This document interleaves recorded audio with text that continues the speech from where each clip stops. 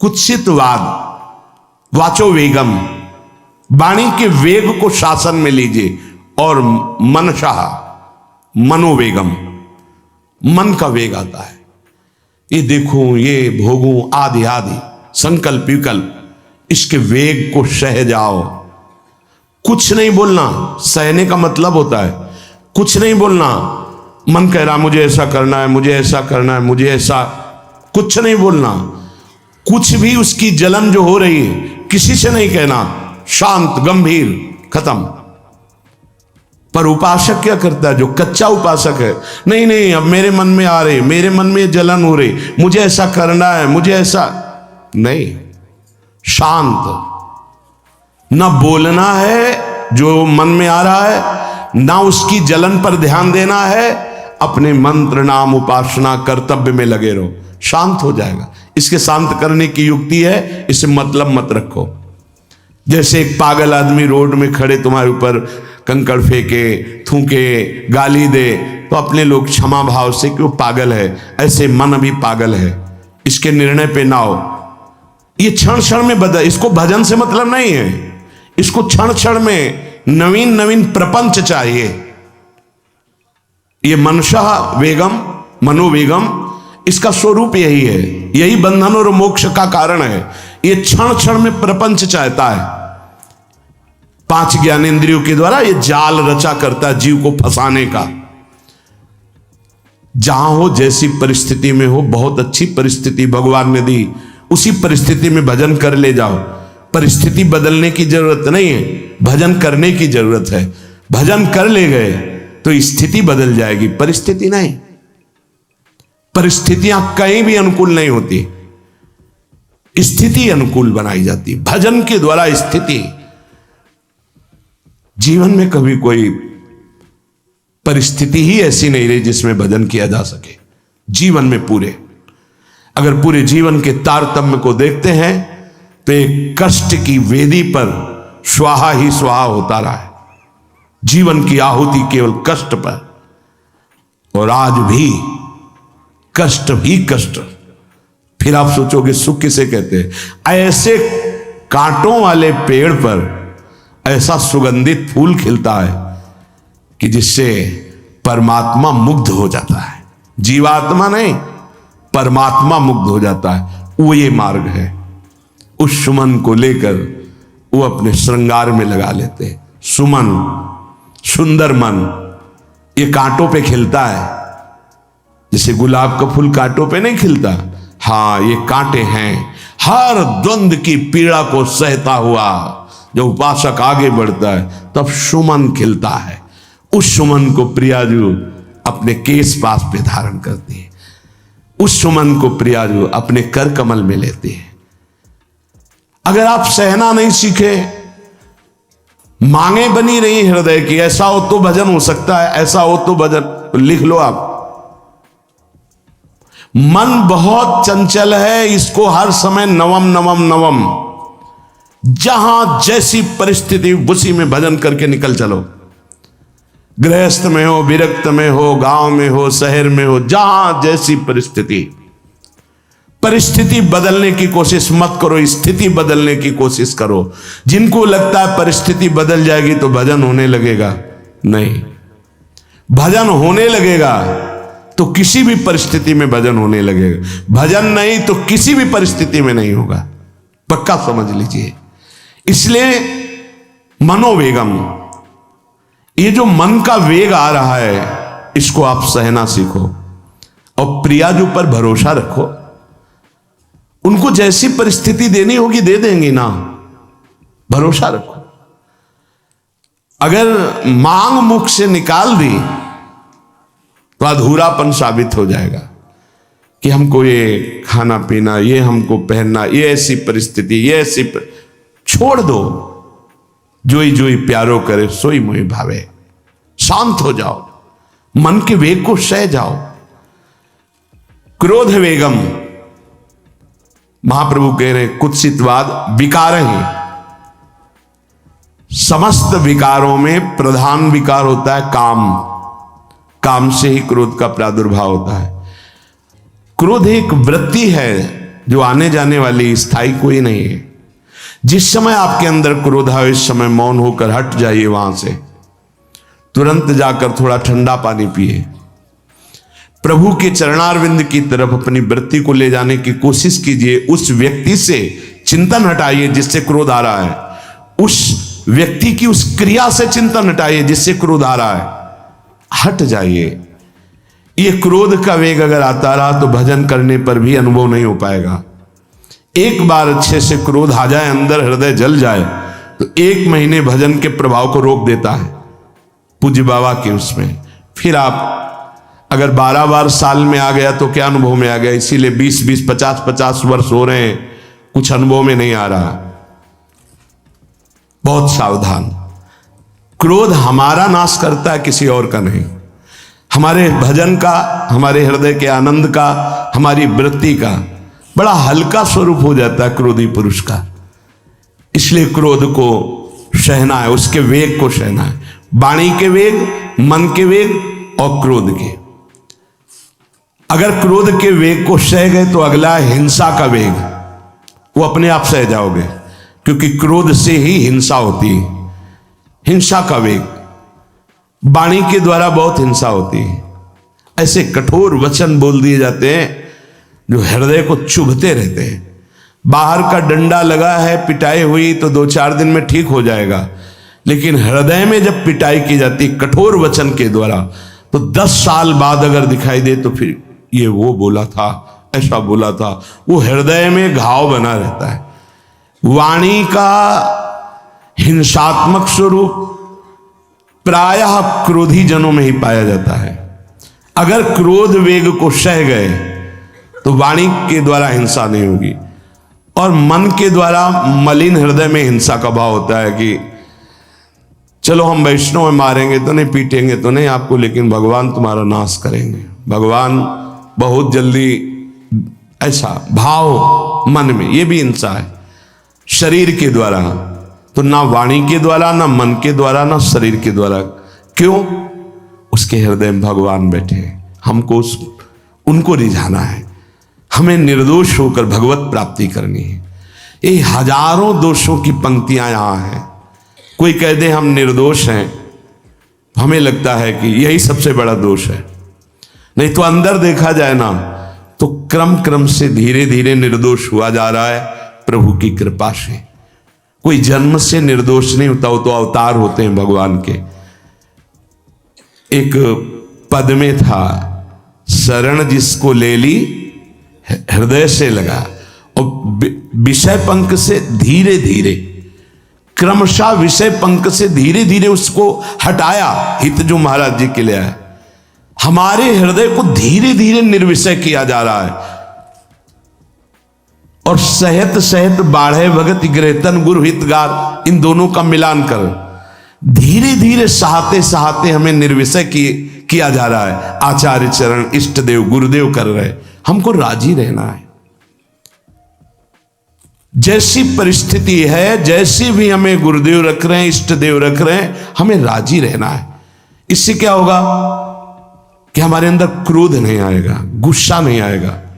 नहीं, ये इतना बेईमान मन है कि इष्ट देव पे भी गुस्सा कर सकता है, ये आचार्य पे भी गुस्सा कर सकता है, ये परम कृपालु गुरुदेव पर भी गुस्सा कर सकता है।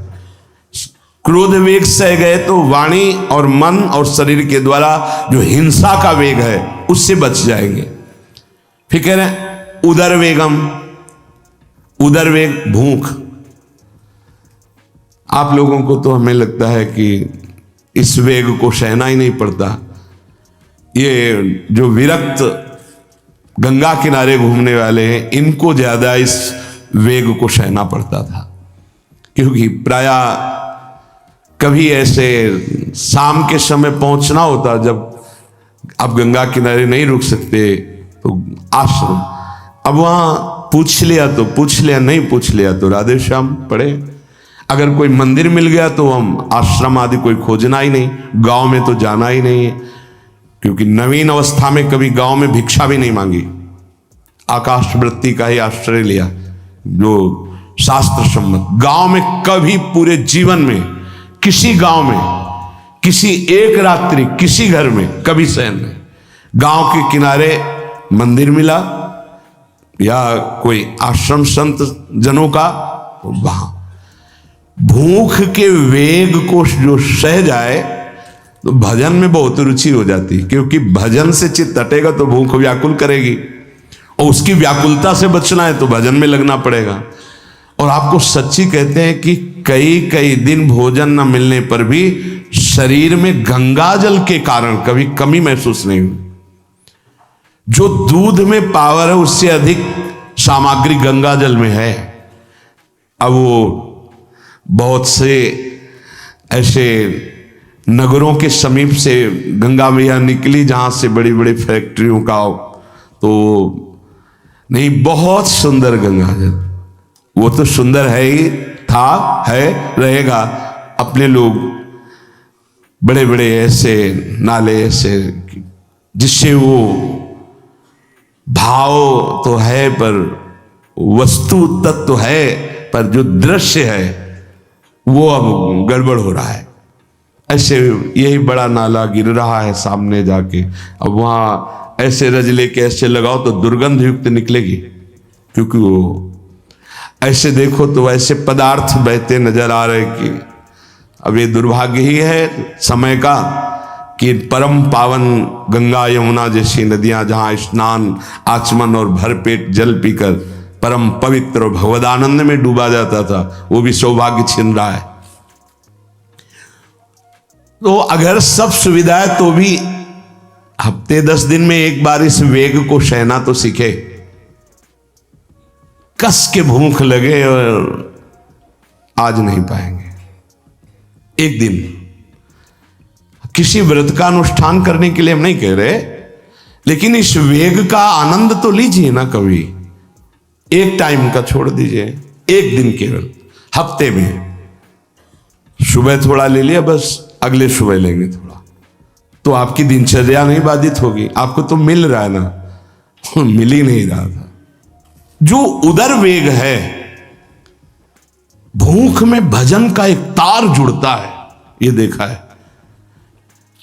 क्योंकि ना तो नींद आएगी और ना कहीं और कोई प्रपंच की गुंजाइश है, क्योंकि उदर वेग जब भूख से व्याकुल जी होता है तो बचने के लिए एक ही उपाय है, केवल भगवत चिंतन। हटो उसके चिंतन से। ये पूर्व के संतों ने बहुत कष्ट पूर्वक भजन करके जो लाभ प्राप्त किया है वो आप लोगों को सहज में मिल। कभी कभी अपने को इससे परिपक्व करना चाहिए। जैसे शास्त्रीय पद्धति में महीना में 2 तो व्रत है ही हैं, 15 दिन में एक एकादशी, 15 दिन में एक एकादशी। वो इसीलिए रखा गया है सार्वजनिक रूप से कि वो संयम को ना कर पाए, तो 15 दिन में एक दिन संयम पूर्वक पवित्र भजन। तो अपने लोग जानबूझकर हफ्ते में एक टाइम छोड़ दें या एक दिन कभी ऐसे, तो उदर वेग को सहते हुए भजन। उदर वेग देख लो, उदर वेग को सहने के लिए तो अगला जो बात कह रहे हैं वो अपने आप सह जाओगे। जैसे क्रोध वेग को सह गए तो हिंसा वेग पर आप शासन कर लेंगे, ऐसे उदर वेग को सह गए तो उपस्थ वेग को सह जाएंगे। उपस्थ वेग कहते हैं जनेन्द्री के कामोपभोग को। जब पेट में भरपेट भोजन ही नहीं है ना, तो और कुछ चिंतन ही नहीं रहा। यौवन अवस्था जवानी ऐसे भगवान ने काटी है कि याद ही नहीं रहा कि संसार का कोई सुख होता है। वह एक लक्ष्य ब्रह्माकार वृत्ति कैसे कैसे तत्वबोध हो, बस कठिन से कठिन जहां वैराग्य की भूमिका वहां कूद जाना, उसी में स्थिति में आने की कोशिश करना, देह राग का त्याग करना, ये युद्ध चल रहा था। बड़ी कृपा है। उपस्थ वेग, इसका जनेन्द्री का वेग आता है। जो स्कूल में आदतें जिनकी गंदी हो गई बच्चों की, फिर आगे वो संयम में, उनको बहुत बाधा है। कई ऐसी क्रियाओं से वो जानकारियां रख लेते हैं कि जो अपना सर्वनाश करने के लिए पर्याप्त है। उपस्थ का जब वेग आए तो सहने की सामर्थ्य उसी की आएगी जो उदर वेग को सह जाता है। पक्का। किसी उपासक को देखा बहुत शरीर कृश हो रहा है, तो पूछा क्यों, भोजन क्यों नहीं करते, आप ऐसे कैसे हो रहे, पहले तो आप ऐसे नहीं थे, आप तो पहले बहुत स्वस्थ थे, फिर क्यों, कहा ऐसे नहीं, बताइए क्या, ज्यादा आवश्यकता नहीं है, जीने के लिए बस प्राण पोषण के लिए डाल लेते हैं, क्योंकि जो शांति चाहिए वो तो इतने से मिलेगी ना। बहुत सुंदर, बहुत प्रसन्नता आई।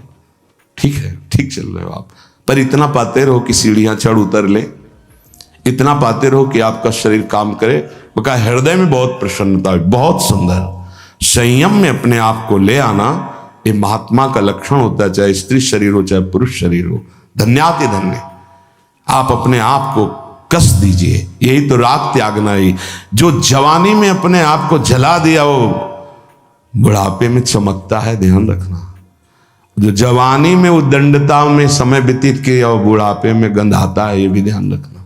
गंधाता वो अंदर जो दुर्गंध के पौधे थे ना, वो सब दुर्गंध फैलाते हैं। पूज्य श्री पंडित गया प्रसाद जी महाराज जी ने कहा, गृहस्थी में होते हुए भी 40 और 45 के बीच में काम विजयी हो जाना चाहिए, नहीं तो जीवन बिल्कुल बर्बाद हो जाएगा।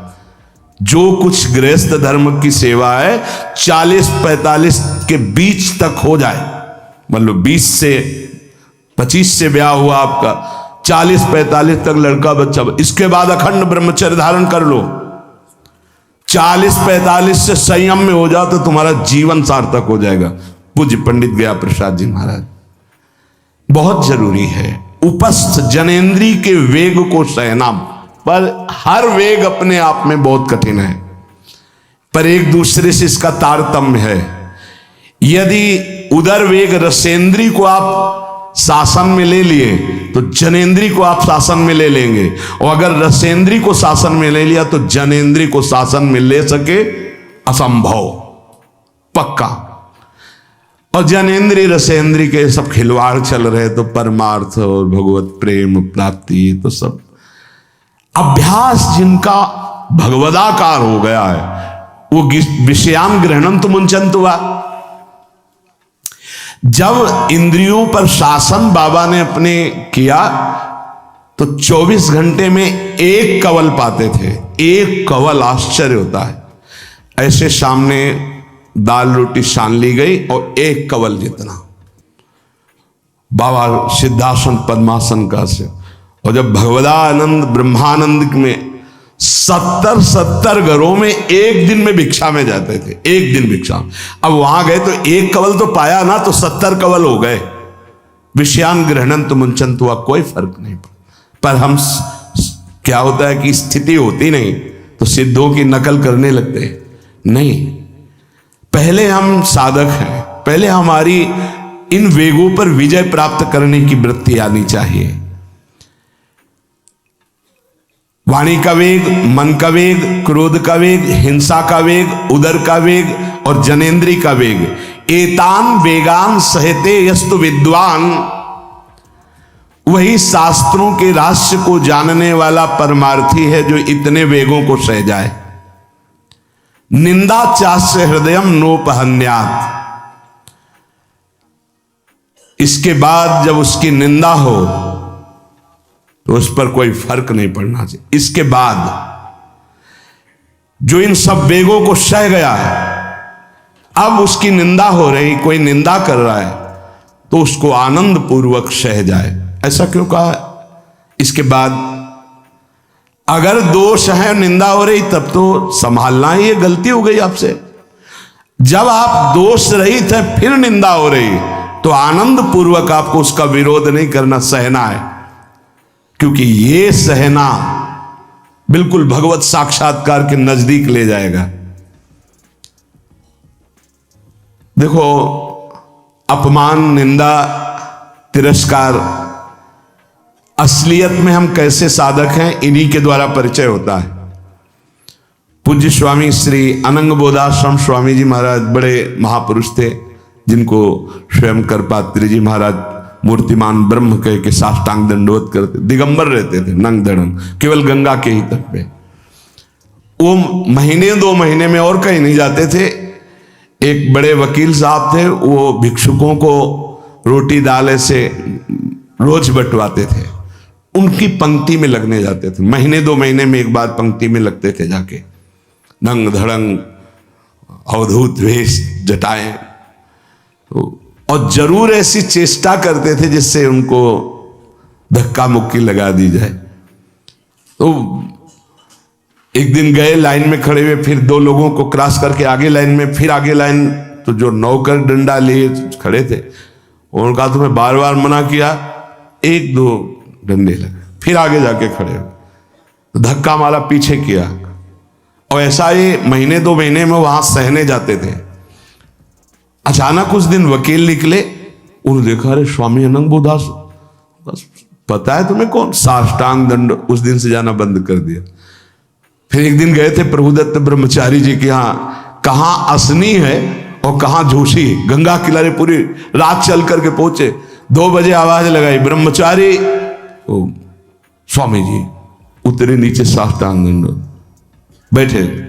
उनका स्वामी जी 2 बजे रात, बोले हाँ ऐसे मना है, आगे कुछ खाओगे पियाओगे? स्वामी जी, और वो भी परमहंस ब्रह्मचारी जी, बहुत संयमी महापुरुष प्रभुदत्त ब्रह्मचारी। टीन में कुछ आटा रखा, तो बोले स्वामी जी कहो तो रोटी बना दे। बोले हाँ बनाओ। रोटी और नमक ऐसे पाए, जितना टीन में आटा था सब पागल, जो 2-4 किलो जो भी। तो बोले स्वामी जी आटा तो खत्म हो गया। बोले हाँ, भोजन का स्वाद तो साधु ही जानता है। फिर उठे, झूसी से असनी फिर पैदल।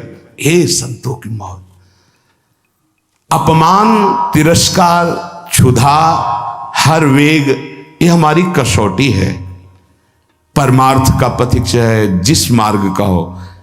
देखो सुदामा जी गृहस्थ मार्ग के कितने उच्च कोटि के, नरसिंह मेहता गृहस्थ मार्ग में कितने उच्च कोटि के। एक कभी तो सौभाग्य ऐसा प्रभु देते जब कोई हमारी निंदा करता है, ये सौभाग्य है, हमें सहने का सौभाग्य मिलता है। कभी तो कोई अपमान करता है जब, तो भगवान से प्रेरित होकर वो सौभाग्य मिलता है। ये साधक को उस समय चिड़चिड़ा नहीं होना चाहिए, उस समय मुस्कुराना चाहिए कि आज मेरी स्थिति का थर्मामीटर डाला जा रहा है, कैसे हो, नहीं आनंदित है। पर देख लो, प्रशंसा होगी तो चेहरा खिला हुआ गुलाब के फूल की तरह मिलेगा, और निंदा होगी तो ऐसे होगा। ऐसा नहीं होना चाहिए। नहीं करत जे अनसहन निंदक, तीनों पे अनुग्रह कियो।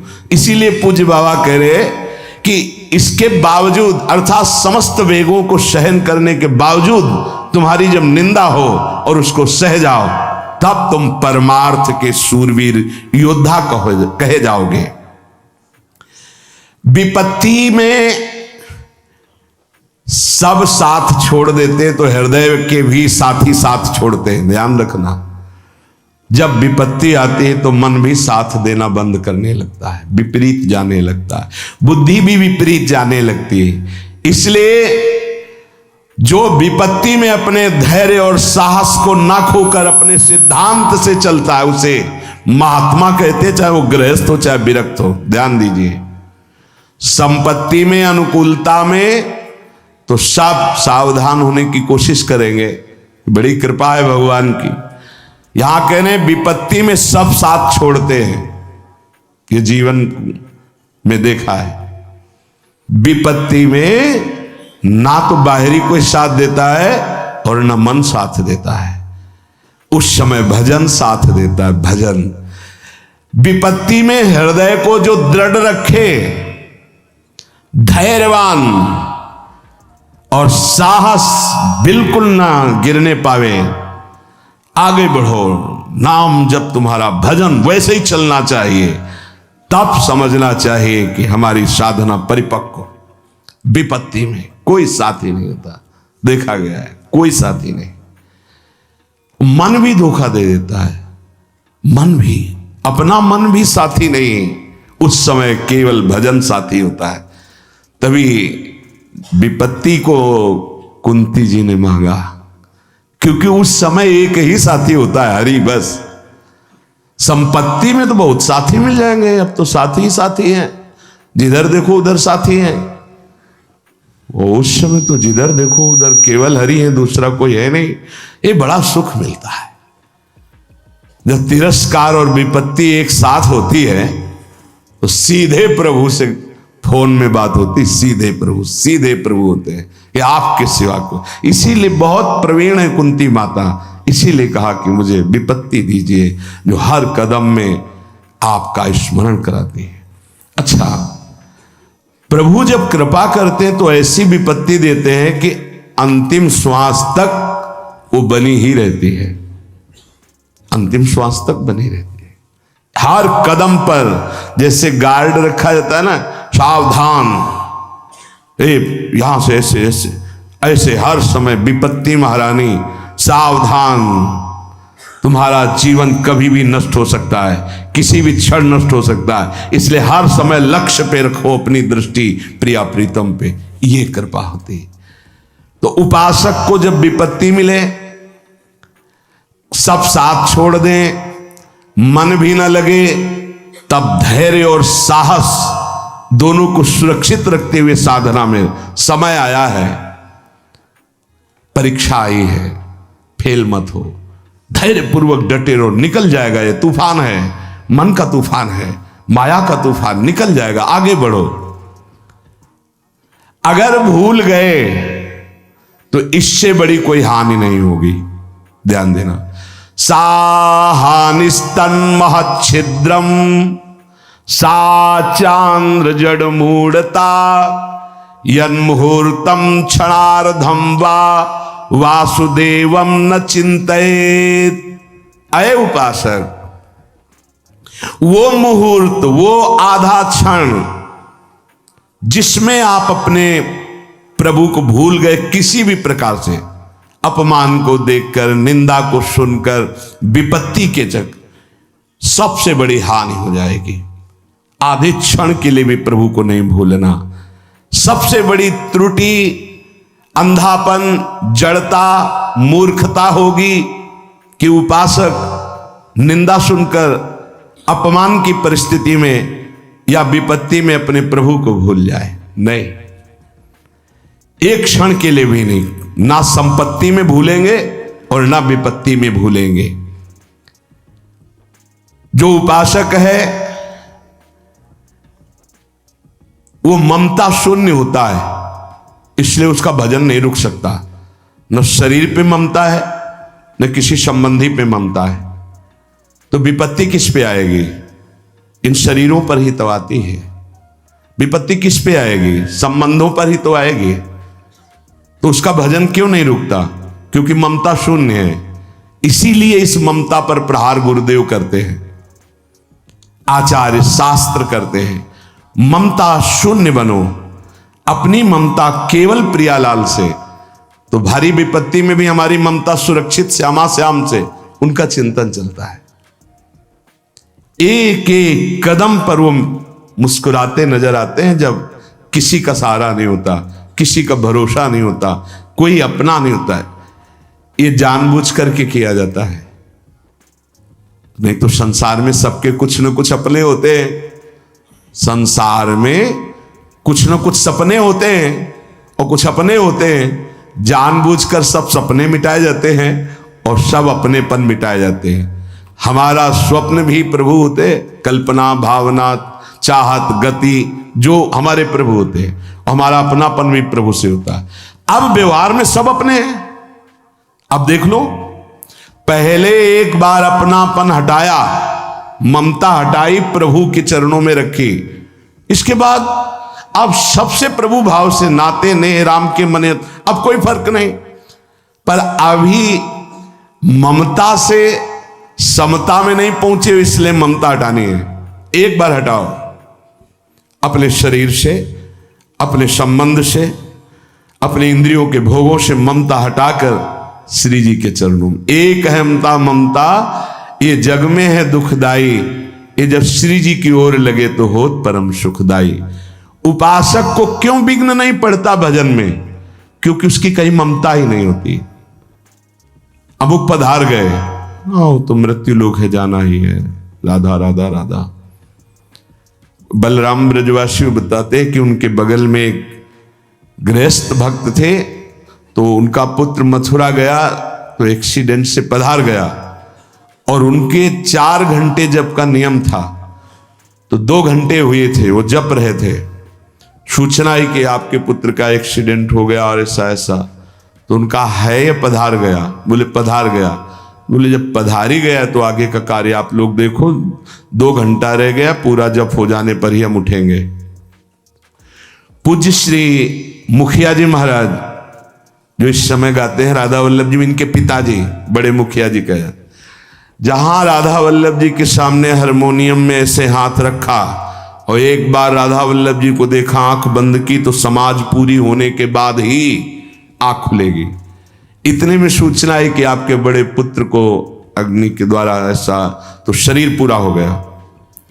तो बस राधा वल्लभ जी की तरफ देखा, आंख मूंद ली, पूरी समाज करने के बाद ही उठे। क्यों? क्योंकि ममता शून्य है। ममता युगल चरणारविंद में राधा वल्लभ लाल जी के जाने का समय निश्चित है, चला गया। अब हम श्री जी की सेवा में उसका मंगल ही होगा, ये आना बड़ा कठिन है। ममता का त्याग होना बड़ा कठिन।